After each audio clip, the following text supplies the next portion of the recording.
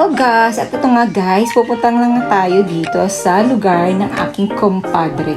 Wow, kumpadre. Mamimiesta lang kami guys. Alam niyo naman, piyesta ngayon dito sa Bulusaw, Lawaan, Eastern Samar. Kaya eto, kahit mainit ang panahon, walang makakahadlang sa amin sa pamimiesta. Siyempre, minsan lang to sa isang taong kaya sulitan. At ito guys, puntahan na natin yung lugar. Kasama ko pa dito ang aking bulilit.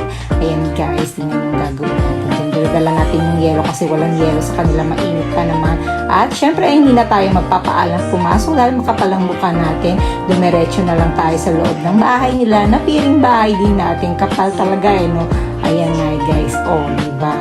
Dito na tayo, feeling at home talaga tayo dito. At ito guys, ang dami nilang pagpipilian dito ng mga pagkain. Kaya tara, chibugan na. Ayan na nga.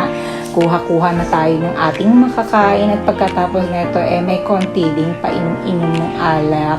Di naman kasi yun mawawala. At ito guys, syempre enjoy much talaga dito at mababait talaga ang may-ari nito guys.